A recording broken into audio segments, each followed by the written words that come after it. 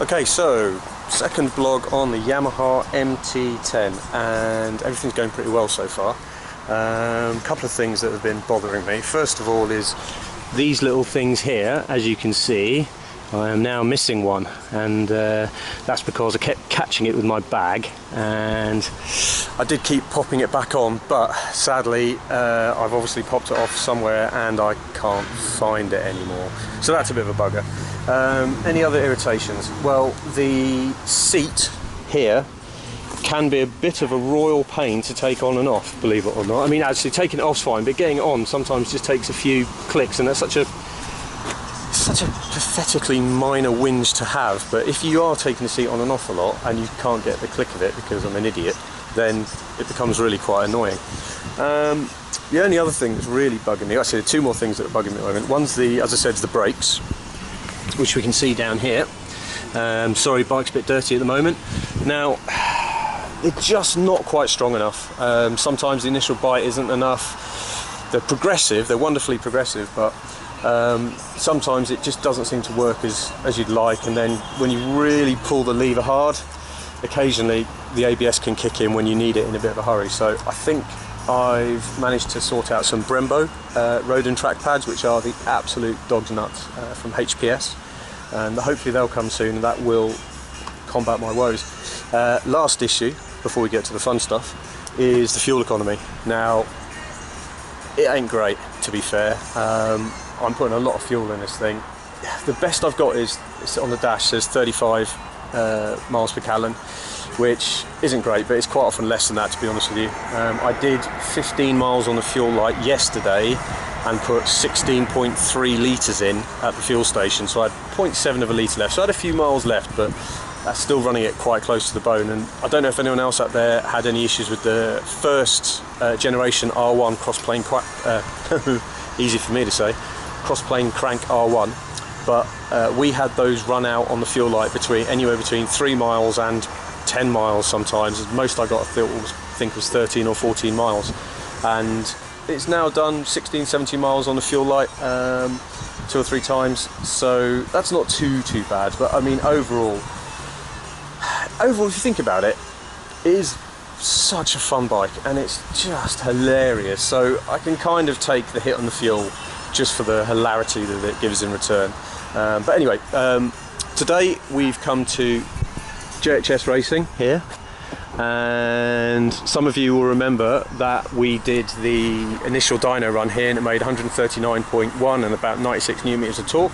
Since then, however, as many will know, we've put on the SP Engineering can, like so, and Y-piece. So now I've come here to basically see what that does on the dyno, so onto the dyno.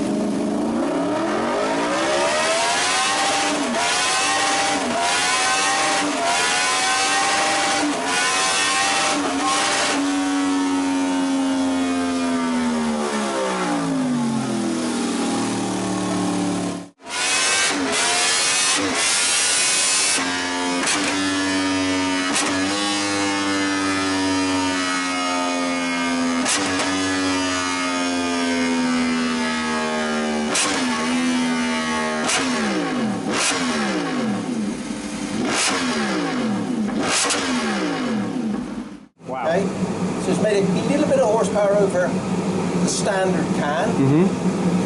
What about noddies? There we go. Our noddies have gone up from a standard bike 95.66 to 99. Okay.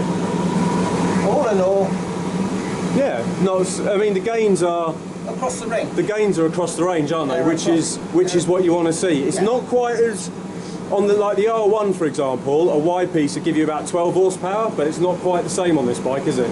No, it's never going to be, is it? No.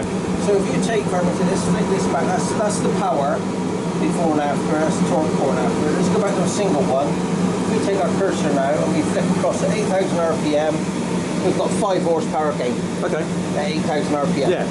But it seems to be 5 horsepower gain all the way through the ripping. Yeah. So it's freed up a little bit. Yeah. No one's making any claims on the horsepower here or anything like that. No. It's freed it up. Makes a hell of a GP sound. Oh yeah.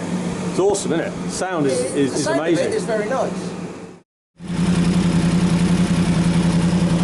Smile. Right, that is the man who fitted my quick shifter to the bike. Now we've come here because obviously you've just seen the dyno results. We've come here to Phoenix Motorcycles in Trowbridge, or Trovegas as we like to call it. Now the reason I've come here is because, as you may have seen, when we disconnected the ABS sensors so we didn't get an engine code fault on the dash, the quick shifter stopped working, but I wanted to show everyone the quick shifter kind of bapping through, so we reconnected the ABS sensor and then discovered that because the ABS, when it's activated on a dyno and you can't deactivate it on the MT-10, has an utter shit fit, the quick shifter didn't work properly. And then to top it all off, when we came off the bike, so off the dyno and then rode it here, the engine management light was on. So anyway, I've come here, these guys are going to turn the engine management light off. Now, I've got to say, when it comes to the results, I'm really quite pleased. 5 to 6 horsepower increase all the way through the range is actually really impressive. And then you've got the 6 to 7 newton meters of torque all the way through. That is really impressive. Now, there is the fact that one thing we must also try and work out is the fact that with these kind of bikes, you're never going to get huge power increases. The only way you can really do that is by messing around in the ECU, and I don't know if we're ready to do that just yet, but we'll give it a thought, speak to Yamaha, see if they're up for it. But even then, James has warned me that because of the engine architecture, cams and what it's meant to be a naked bike. The fact of the matter is that we might not get the giant massive increases, but to be honest with you, 143, 144 horsepower on a naked bike that wheelies like an absolute tit is more than enough already. I mean, it's trust me, the thing's absolutely bonkers. So next up, I'm going to try and put some brake pads in, some Brembo Road and Tracks, as I said. Then the next thing I'm going to do after that is look at the handling. Now, the handling's really nice, it's really stable. The rear end is quite low, which means it's got loads of rear grips. The traction control barely, the mechanical grip is fantastic, so the traction control barely ever kicks in. But the problem that gives is the same problem as what happens on most naked bikes, and that means you haven't quite got enough weight on the front. And in my mind, there's only really 3 naked bikes that give you proper, true, sporty feeling on that, which is the Street Triple, the Brutale 800, and the Tuono, the Aprilia Tuono. So what I might look to do with JHS or some suspension guys or whatever in the future is just try and tip a bit more weight onto the front. But apart from that, well happy with the SP Engineering can. 450 quid for that noise, with that weight saving, and that consistent gain on the power is pretty impressive. But for the moment, I'm going to wander back to the back and see these guys turning off my lovely light. So 1 second, let's say hello to the boys. Say hi, boys. Hi. Hi. Dirty Mackie D's there. Honestly, filthy, that's what that is. Let's go to the back. Aha. Here she is. Say hi, gents. Hiya. Alright. Hello all.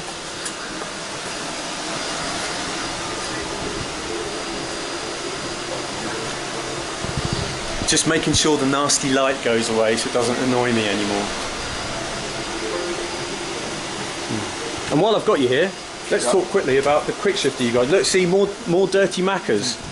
There's literally no shame in this place. You fitted the quick shifter for me. I did. And that was quite a quick job, less than an hour, roughly, about an hour? 40 minutes. Yeah, okay. And it's pretty simple manoeuvre, and I'll tell you what, for one thing I must say is that even though you saw on the dyno that the quick shifter doesn't really work properly, in action on the road it's absolutely perfect, it's sharp, and the next video I do, what I'll do is I'll go somewhere where I'm not going to get thrown into jail, which ain't easy on this thing, and I'll try and give you a really good example of the sound, because the last video we made I didn't have the quick shifter on, and the noise this thing makes through the SP can when the quick shifter's on is just phenomenal. You absolutely love it. But okay, so plenty more to come in the next instalment. We'll see you then. Bye.